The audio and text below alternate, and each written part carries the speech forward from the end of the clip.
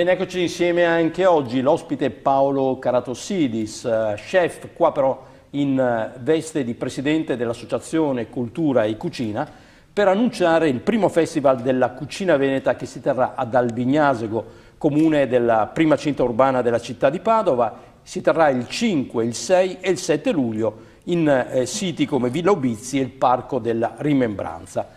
Ma Paolo Karatossidis l'abbiamo già avuto ospite qualche tempo fa, ormai parliamo almeno di un paio di anni fa a dire il vero, perché è anche il promotore di un nuovo modo di cucinare, il zeocooking, vale a dire la cucina attraverso la zeolite, quindi senza fiamma libera. Quel progetto che era ed è, immagino, ancora un progetto innovativo, a che punto è arrivato? Stiamo sperimentando ancora con il Centro Nazionale di Ricerca dell'Istituto di Biofisica di Milano e siamo anche a buon punto, quindi procediamo anche da quel punto di vista. Mentre il primo Festival della Cucina Veneta della storia è un'idea che è nata ancora l'anno scorso e sta procedendo con un'attività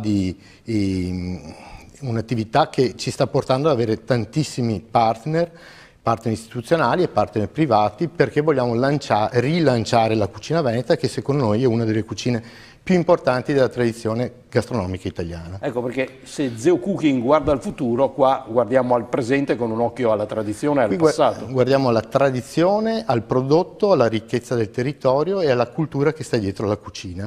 E la cucina veneta sicuramente è una cucina che ha una storia lunghissima, una storia di oltre 1000 anni, che va valorizzata, e va valorizzata con eventi come questo che mettono al centro la nostra tradizione gastronomica. Ecco, intanto vediamo alcune immagini con le quali sicuramente uno chef è più avvezzo. Che prodotti sono? Quelli sono prodotti tradizionali: il tartufo dei Colli Iberici, il codinzone di Belluno, una tazza con del vino Clinto, veneto, si beveva in tazza. Questo è l'uva Clinto. Ecco, si può ancora trovare? Si può trovare in maniera quasi amatoriale, perché non può essere venduto come vini. Questo? Una pasta e fagioli. Noi pensiamo che abbiamo il fagiolo di Lamon, che è uno dei migliori fagioli che ci sono in giro per il mondo.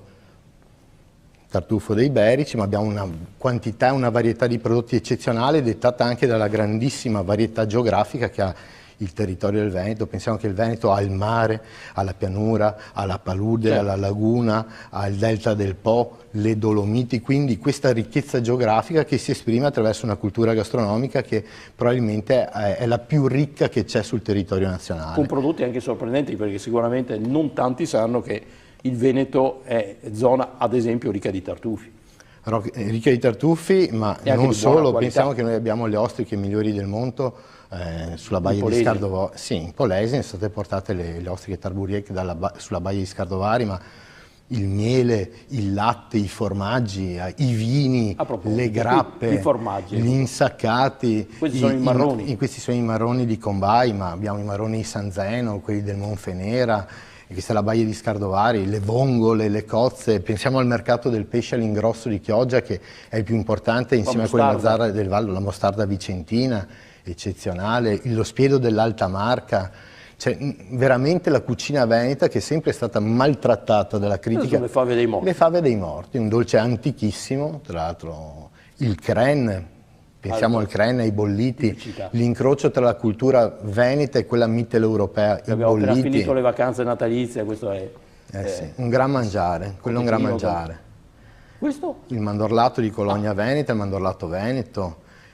Interessantissima la tradizione della forchetta in Veneto, si chiama il piron, che tra l'altro deriva da un matrimonio del figlio del doge Orseolo con una principessa bizantina, Maria Arghiropurna, che a un banchetto di nozze a Venezia estrasse per la prima volta in Veneto la forchetta, che prima si mangiava con le mani. Quindi noi mangiavamo con la forchetta quando a Parigi mangiavano con le mani. Non abbiamo nulla da invidiare nemmeno alla cucina francese, per anche capirci.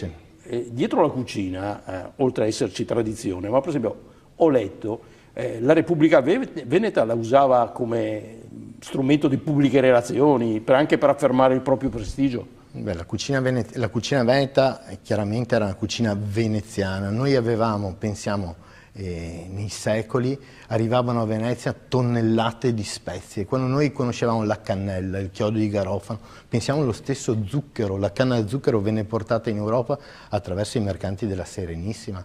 Senza parlare di quelli che... Ricordo infatti che avevo letto un episodio in cui venne organizzato, mi sembra all'Arsenale, un pranzo gigantesco per un ospite straniero, tutto a base di zucchero, compreso le posate, proprio per dimostrare la potenza della Repubblica. La potenza e la ricchezza che stava nella grande varietà di prodotti che arrivavano a Venezia da tutti i porti che erano toccati dalla bandiera di San Marco, il gonfalone di San Marco. Ma pensiamo che la cucina veneta ha assunto e introitato aspetti della cucina medio orientale, balcanica, greca, asiatica. Pensiamo alla zucca, ai piselli, c'è una quantità di prodotti che prima della Repubblica di San Marco non esistevano in Occidente e sono stati portati in Occidente, in Europa, attraverso le imbarcazioni della Repubblica di San Marco. La stessa storia del baccalà, interessante, il naufragio di Querini.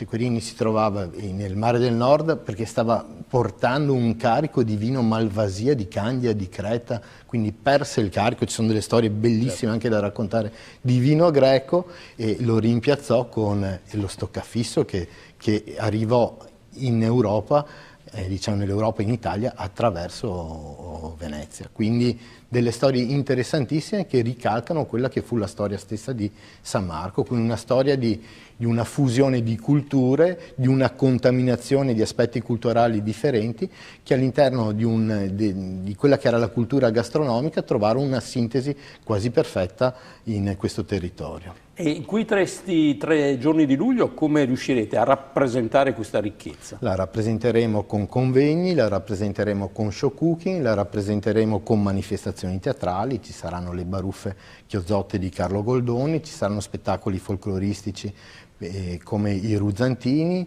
ma ci saranno anche diciamo un villaggio dei sapori dove porteremo quelli che sono i migliori prodotti del territorio, quindi le eccellenze effettive del territorio. Noi stiamo girando tutto il territorio del Veneto, veramente dalle Dolomiti fino ad arrivare alle valli del Po, proprio alla ricerca di quei prodotti, di quei produttori e di queste tante storie che rappresentano una ricchezza inestimabile che va assolutamente valorizzata. Ad uno chef è scontato chiedere se ci sarà anche la moda del momento, lo show cooking.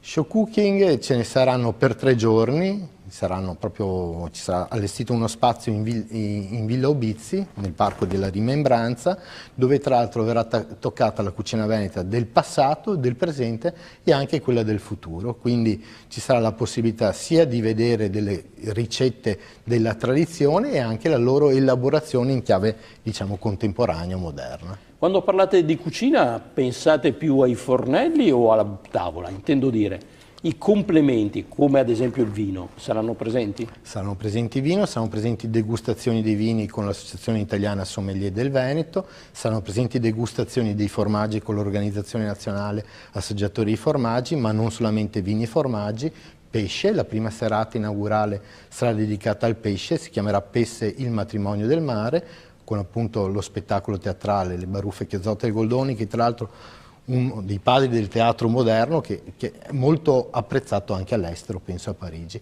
quindi magari sottostimato in Veneto, apprezzato a livello internazionale. Cerchiamo di dare anche attraverso il cibo una visione panoramica della cultura veneta a 360 gradi. Ci sarà anche un angolo dedicato all'estetica della buona tavola. Raccontavamo prima del valore anche di relazione che la cucina ha, e ancora oggi insomma si usa dire che i migliori affari si fanno con le gambe sotto la tavola. Sicuramente anche l'occhio vuole la sua parte, quindi la preparazione del piatto sarà sicuramente in mano a chef importanti.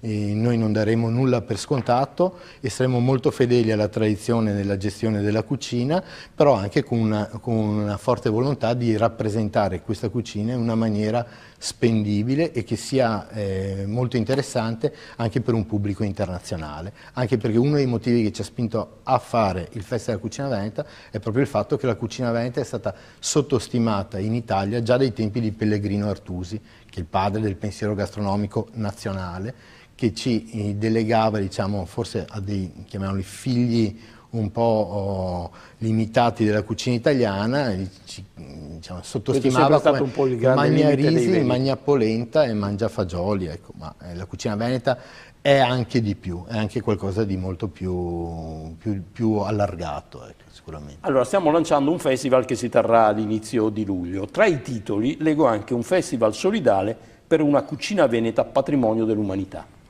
Sicuramente ci sarà uno spazio molto importante legato al charity, all'aspetto della solidarietà. Tra l'altro degli enti patrocinanti è la fondazione Oltre il Labirinto Onlus, che sono dei ragazzi portatori di handicap, si chiama Oltre il Labirinto, Oltre l'Autismo, che diciamo, producono anche, fanno dei laboratori artigianali di pasta, quindi è un festival inclusivo, significa sconfiggere anche diciamo, certe esclusioni attraverso la pratica della cucina, che è sicuramente una pratica che unisce. È un momento che unisce e non divide, questo anche a livello politico stiamo vedendo, perché il Festival della Cucina Veneta piace a tutti, piace al sindacato, anche piace la cucina a destra, veneta piace a sinistra. Sì, perché la cucina veneta è un momento rappresentativo che unisce anche il popolo veneto sappiamo che sono 7 milioni in Veneto, ma abbiamo quasi 10 milioni di veneti oltremare, ecco, e anche a loro che pensiamo quando noi facciamo diciamo, un'attività di questo genere, perché questo è un popolo importante, un popolo che merita rispetto, soprattutto in quelle che sono le sue peculiarità, e la cucina veneta, che è questo insieme di valori condivisi, va assolutamente salvaguardato. Quindi però c'è anche un obiettivo alto, dopo le colline del Prosecco l'obiettivo sarebbe anche far diventare la stessa cucina veneta patrimonio UNESCO. Sicuramente sarebbe molto interessante, visto anche il fatto che in Veneto i riconoscimenti internazionali, ma pensiamo al riconoscimento FAO che è stato dato al territorio del Soave, no? Importantissimo, o al riconoscimento UNESCO per la biosfera nel Delta del Po, al prossimo, speriamo, riconoscimento di Padova come sede di Urbs Picta, quindi i cicli degli affreschi del 1300, tra cui quelli di Giotto e della Cappella di Scrovegni. Crediamo che la cucina veneta non abbia nulla da invidiare, ad esempio, all'arte del pizzaiuolo napoletano, che fa parte del listino dei beni immateriali dell'UNESCO. Anche perché la cucina veneta, questa è una tesi che sosteniamo con molta convinzione, è forse il primo esperimento di cucina fusion o diffusione della storia. È una cucina internazionale per definizione. Grazie a Paolo Caratossidis, che a questo punto mi piace appellare cuoco, è presidente dell'Associazione Cultura e Cucina, promotrice il 5, il 6 e il 7 luglio prossimi ad Albignasego, nella cinta urbana di Padova, del primo Festival della Cucina Veneta. Buon lavoro, perché immagino che nei prossimi mesi non mancherà. Grazie, buon anno. Grazie. Altrettanto a tutti voi. Buon anno. Ci si vede. A domani.